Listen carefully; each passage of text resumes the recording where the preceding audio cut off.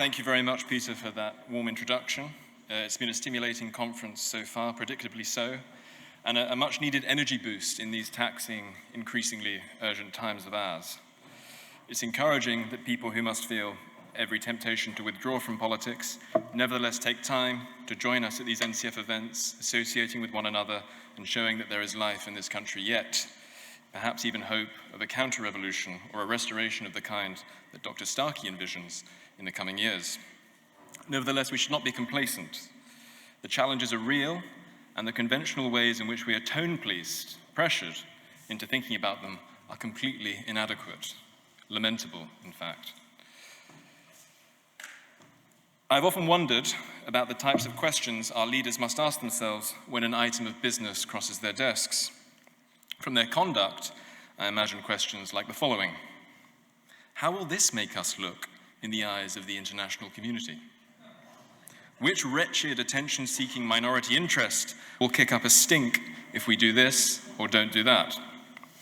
Might we get a fairer shake in Hope Not Hate's annual State of Hate report if we bend over backwards to appease the race communists on this question of marginal importance to people who actually care about the country? It's not good enough. One privilege of being a British citizen, I would venture to suggest, should be special access to the privileges of being a British citizen.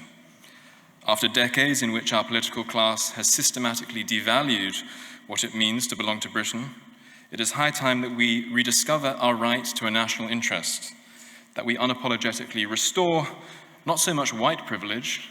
I don't know about you, but I have very little appetite for being colonized by Albanians, who seem pretty pasty to me. But British privilege in this island home of ours. If anyone feels disgusted by the fact that the native Anglo-Celtic population of Britain is white, then they, not us, are the ones who should be condemned as ethnocidal, race-obsessed fanatics.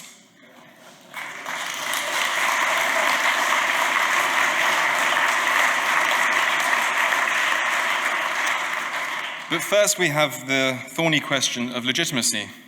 Who rules the United Kingdom? This may seem like a quaint question to ask in an advanced democracy like ours, but the present context makes it unavoidable. To take the most salient issue of our time, a state that continues to import new immigrant voters, not only without the consent of British voters, but in clear defiance of their wishes, as expressed consistently at the ballot box, has ceased to be a democracy. King John and Charles I were innocent cherubs compared to Tony Blair and Boris Johnson. If the choice is between unwelcome taxes or rates of immigration destined on current trends to turn the descendants of the people who built Britain into a minority in their own homeland, I pick the first. Every day of the week, I pick the first. We might actually have the most treacherate elite in world history. In just a few decades, politicians from both parties have subjected Britain to a reckless demographic experiment, importing millions from foreign lands in the belief that these new arrivals would, upon contact with British soil, become upstanding citizens of a multicultural paradise. Now, many of these people, it should be said, make fine neighbors, but even the best among them, understandably given human nature, are inclined to identify more fervently with their ancestral background, whether ethnic, religious, or both, than with the culture of the country in which they have chosen to live. At a scale of millions, intensely felt loyalties to foreign stretches of the map, especially when combined with conflict in those far-flung regions, suddenly make host countries like Britain, with no direct skin in the game, vulnerable to inter-ethnic strife and social chaos. There is nothing at all surprising about any of this. If I moved to Shanghai to work as a taxi driver, it would hardly be child's play for me to shed my Englishness and feel as Han Chinese as my passengers. Even if the authorities were stupid enough, as successive British governments have been, to hand out Chinese passports like stale fortune cookies, it would take at least generations, along with a fair bit of intermarriage, I would suspect, for anyone bearing the name Pitt, which is my surname, in Shanghai to become fully integrated into China. Why should we assume?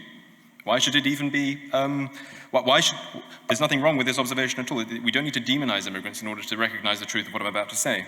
Why assume that the reverse task is any easier for masses of immigrants, not just lone individuals settling here? But what have our leaders done in response to the problems they have stored up for us?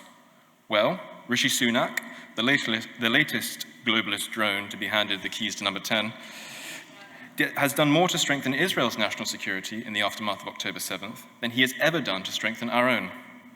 On his orders, spy planes and naval ships were sent immediately to the Mediterranean. Now, in principle, there is nothing necessarily wrong with any of this, but I cannot help noticing that it constitutes a greater show of military force than any of our leaders has managed in the English Channel.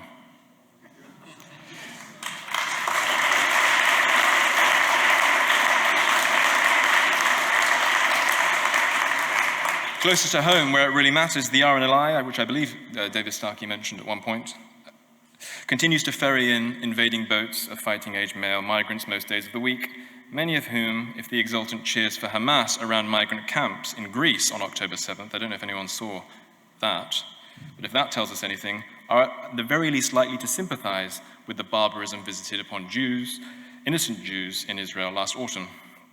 Nearly half of Muslims living in this country, we recently learned, feel a tribal solidarity with the terrorists who committed those rapes and mass murders. Israel has not only a right but a duty to defend its people, but so too the British government's vow is to protect us.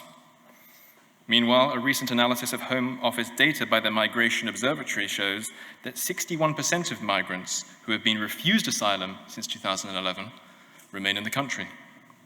The true figure could be even higher, as it does not include these individuals' partners or children. But Prime Minister Sunak is too busy telling lies about our history to care, too busy retrofitting the past to meet the grubby ideological demands of the present, insisting that diversity built Britain, and celebrating, as he did recently, quote, the multicultural society that we are building together. Now, this is a slightly controversial point, but I'm not above that. A bare minimum of integrating into this country as a second-generation immigrant, I wonder if they're after me right now. A bare minimum of integrating into this country as a second-generation immigrant, I would venture to suggest, is not to impose a propagandistic settler colonialist narrative onto the native culture into which you're supposedly integrating, as Rishi Sunak did. Riding roughshod over the self-determination rights of the host, who never voted to have the world on their doorstep, is not a sign that you've integrated very well, even if you did go to Winchester. The duty of our politicians must be to ensure that blood feuds in foreign lands are not allowed to flare up in Britain's towns and cities. If the tribal passions of certain foreigners are such that they will foment violence here in reaction to conflict thousands of miles away, their contempt for our home should be honoured with immediate deportation.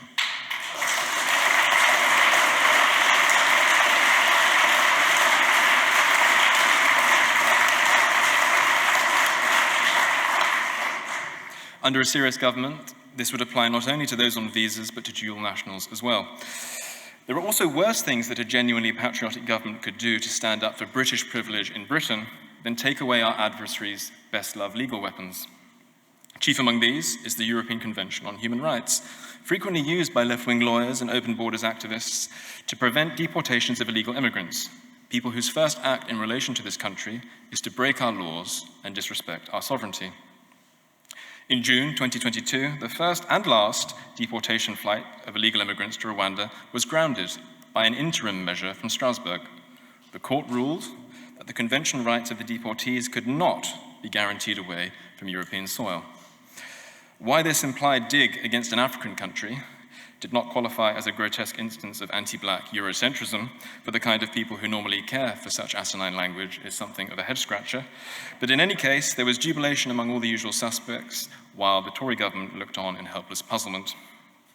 Now, tempting though it may be, and I should say that I agreed with basically all of Starkey's speech, tempting though it may be, it is inaccurate to place all the blame, a good amount of it is due, but all the blame on Tony Blair. The Human Rights Act, passed by New Labour in 1998, the year I was born, is quite different from the convention which we signed in 1951.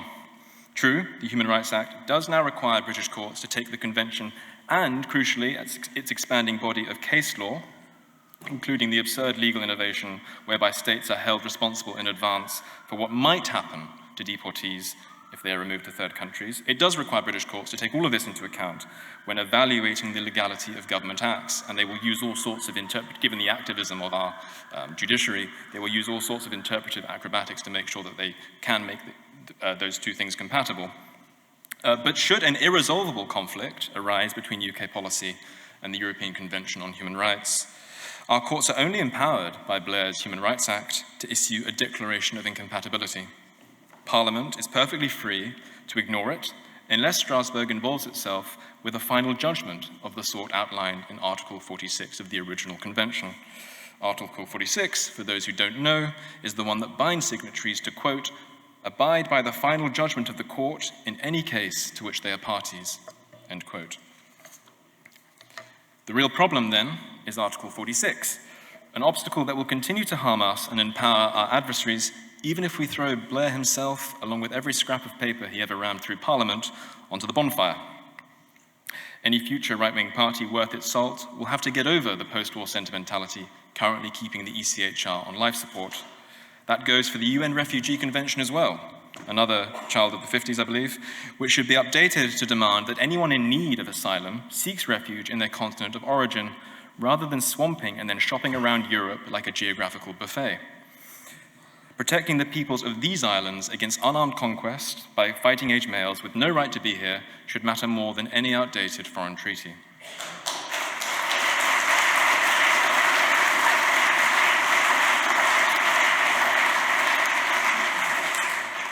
How is British privilege faring away from the border, in society at large, throughout our institutions? Well, I'm sorry to report, just as badly. The other day, I was struck by a tweet put out by Nazir Afzal, something of a professional grievance monger who we have naturally showered with honours. He was responding to Vaughan Gething becoming First Minister of Wales, and what follows is a direct quotation. Quote, with Vaughan Gething becoming First Minister of Wales, he said, and Humza Yousaf, First Minister of Scotland, and Rishi Sunak, Prime Minister, and Michelle O'Neill as First Minister in Northern Ireland, there are now no white men leading the countries of the United Kingdom. Representation matters, he added, actions matter more. Clear proof, if it is still needed at this point, that for these cretins, talk of diversity and representation, his chosen buzzword, simply means gradual ethnic cleansing of the host population.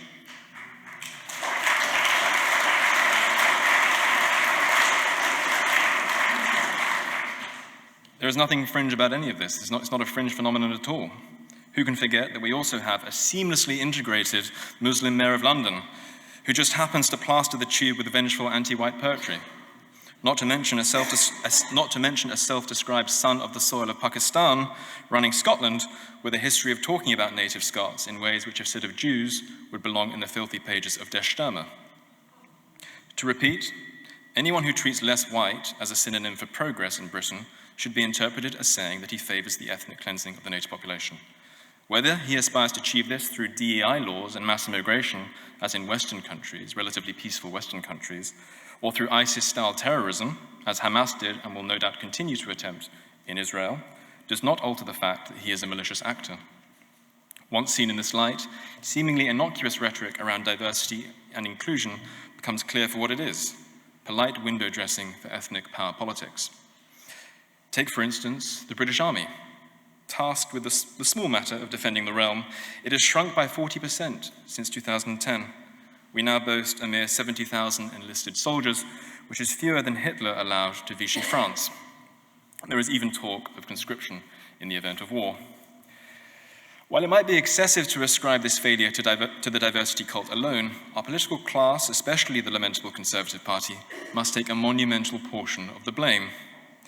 Far from merely allowing the rot to infect the military's upper echelons, successive Tory governments have actively commanded our armed forces to adopt the tripartite motto of race communists the world over: diversity, equity, and inclusion. No doubt you're all familiar with it. But it is more than just a platitude. Over the last decade, it has become a deliberate policy with very real consequences for those of us who love Britain as our only conceivable homeland. The politicians who rave most about diversity, which is to say basically all of them, from Sadiq Khan to Rishi Sunak, show no interest at all in boosting the number of white Brits on the Tower Hamlets Council, or diversifying rap music to get more pasty lads from Northumbria involved. Again, the unavoidable conclusion, diversity is a euphemism for less white. No doubt every Conservative MP, every single one of them, I'm willing to wager, would regard an IDF commander who favored diversity measures designed to make the Israeli army less Jewish as something of an eccentric, possibly even a self-loathing anti-Semite. Why should it be any different when a country, as in the case of Britain, is an ancestral homeland to Anglo-Celtic whites as opposed to Israeli Jews? Yet the Ministry of Defense itself, headed by a series of Conservative ministers, of course, since 2010, is cheerfully on board with the legalized ethnic cleansing of white Britons from the ranks. The department has devoted an entire report to, as it were, remedying the problem. This is usually attacked, and quite rightly so, as anti-meritocratic. But there is also the larger, more controversial question of identity. A first-rate military will be based on more than fighting prowess. Success in battle is not only a matter of how well a man can fight, but what, who, and where he is willing to fight for. The most fearsome soldier in the world is not only worthless, but positively harmful if his loyalties commit him to fighting for the enemy. As well as a powerhouse of soldierly talent, then, with which the meritocrats or the pure meritocrats are concerned, the British Army should be a place for young men to live out their patriotism and sense of duty to their own people. In a nation like ours, I'm sorry to say, that will mean unapologetically focusing recruitment efforts, not exclusively, but overwhelmingly, given the demographic profile and balance of this country, on the white majority. For the young men in this cohort will generally feel an instinctive ancestral allegiance to the nation and its identity. This is a surer way to fill our depleted ranks than fishing obsessively for minorities who may be laudable as individuals, but whose roots here will be shallow by comparison and their ties to Britain correspondingly weak. Do we really expect the Ethiopians and Eritreans who engaged in a London street fight over the fate of East Africa only a few months ago to be swayed by a woke recruitment ad into risking death for Britain? To be clear, an immigrant need not hate this country or even feel neutral about its future to pass on military service. Again, to bring up the example because it's instructive, I do not hate Israel, nor am I indifferent to its flourishing, but I will never be as enthusiastic about enlisting in the IDF as a young Jewish patriot born and raised in the heart of Jerusalem. It is an indictment of decades' worth of treacherous policymaking under both Labour and Conservative governments that any tribalistic foreigners, let alone so many, have been allowed to live here as paper citizens. Whereas in homogeneous countries, identity precedes politics, the first-person plural of which Scruton talks about so eloquently. In diverse ones, politics becomes about identity. Just ask the inhabitants of Papua New Guinea, the Democratic Republic of Congo, and Liberia.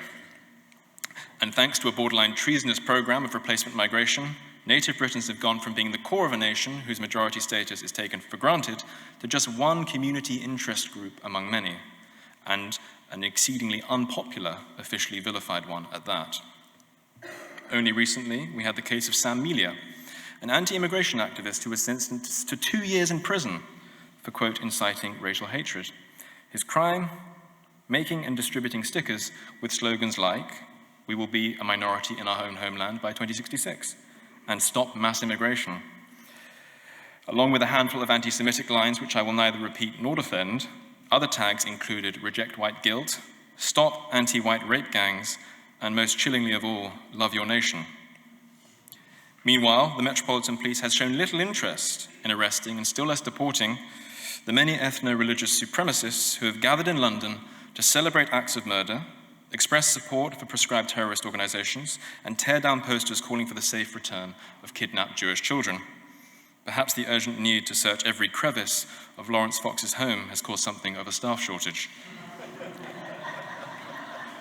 I don't know if Lawrence is here, man. Yeah. The Tories have betrayed the people of Britain, but rather than cleaning up their own mess, they externalize the costs onto us. A less free society in which our vindictive colonizers can parade their tribal grudges, while those of us who resent their presence here are classed as dangerous extremists, even hurled into prison. The term far right has become nothing more than a club for enforcing anti-white double standards. As many of you will no doubt have noticed, anything that gets condemned as far right in a white majority country will be praised as anti-colonialism in a non-white part of the world. Just look at Humza Yusuf, a fire-breathing ethno-nationalist in both Palestine and Pakistan, at least. It strains the imagination to picture Yusuf denigrating these proud territories for being a tad too brown. But in Scotland, his views are more of an enigma. He is surely the first Scottish nationalist in history to despise not just the English, which at least makes a modicum of sense, for a Scottish nationalist at least, but the Scots themselves for being much too white. I will conclude by confessing to what in Catholic theology is considered one of the 7 deadly sins, jealousy. A jealous observation is the one I'll make now.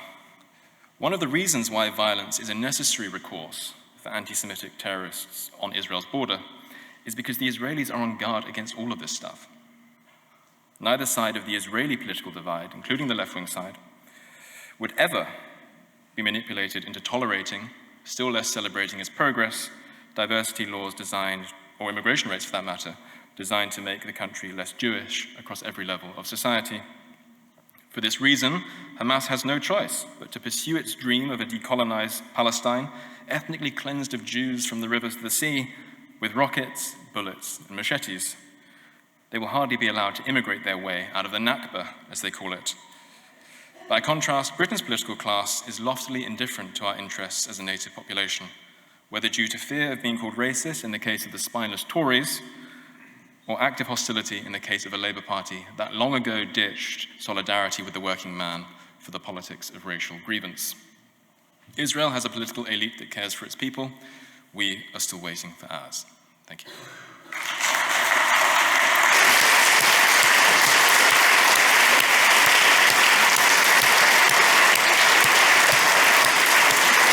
You want some questions?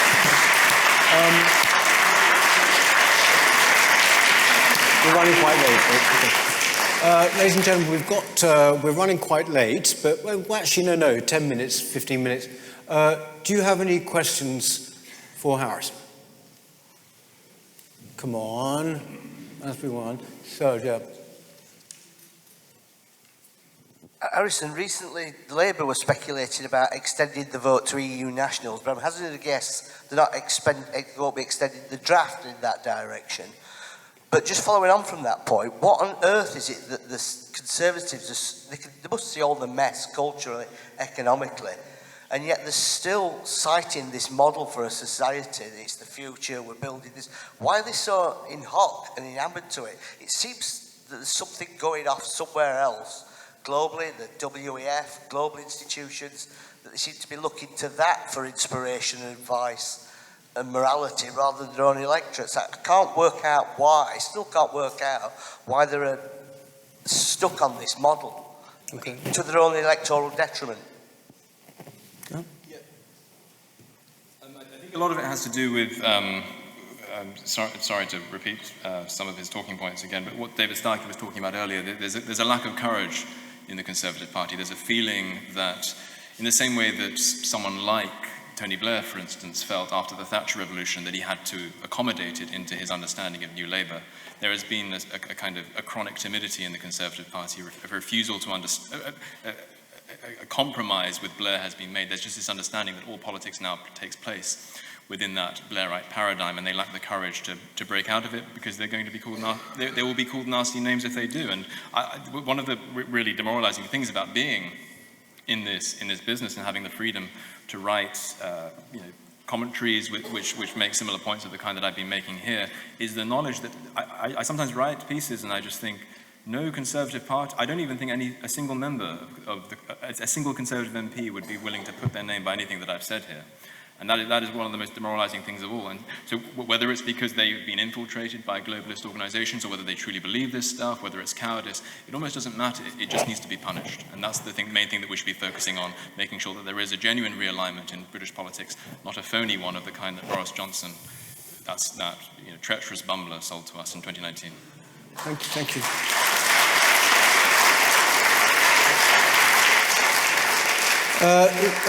Gentleman at the back there, Connor. Yeah. Thank you. I'm conscious that I might sound like an upstart if I ask this question, but forgive me for my age. When you're talking, Harrison, about the moral spell over our elite institutions, that international commitments and international bodies have seems to be what you're describing as the post-war consensus. And this is something that obviously the State of Israel is drawing upon in order to defend itself. But it's not something that I see has much of a sway over successive generations and how they think about politics, either with the left-wingers marching with Hamas, or on the right, who have seen things haven't gotten better since 1997. So what do you expect the effects of a waning post-war politics will have in the next few years?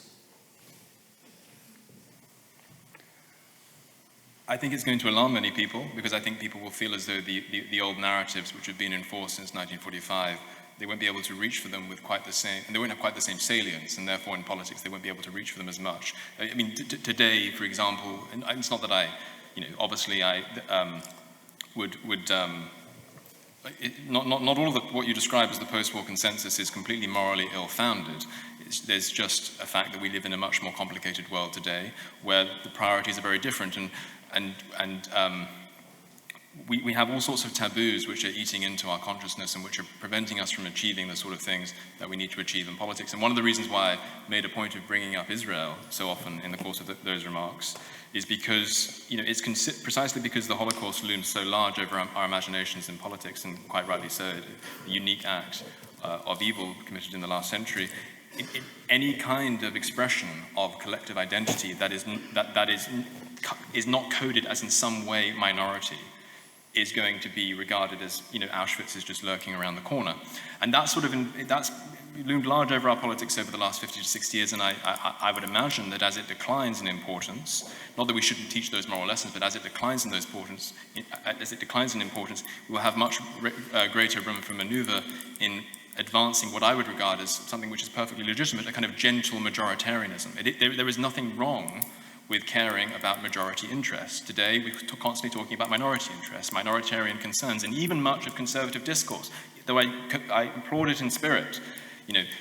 Richard Tice earlier, talking about the way in which anti-Semitism is running rampant throughout our society, and it is, because we've imported lots of people who don't buy into that post-war consensus that Connor is talking about. But anti-Semitism is nowhere near as pervasive in our society as anti-whiteness is, but because white is a majority, codes majority in this country, there's something taboo about even mentioning that. So I think it will give us greater freedom of maneuver to be accurate with language and to face the real challenges that we have before us.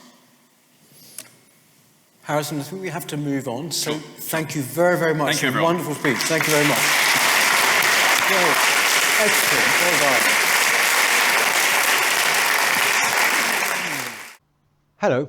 If you're enjoying the New Culture Forum channel and you believe in our mission, may I invite you to join our membership scheme at the link below or on our website, newcultureforum.org.uk. Our work is more important now than ever, and we have great plans ahead for the future, but we can't do it without your support. From as little as £3 per month, you can help ensure that we continue on our mission. As a member, you'll receive a range of benefits, including access to exclusive content, invitations to our private events, including here at our studios, free copies of our books, and much, much more, including, of course, our famous NCF mug. If you aren't able to become a member, then please help us by clicking this button and subscribing to our channel. It's completely free. Just remember to also click the bell icon so that you can get notifications when we post new videos. Thank you.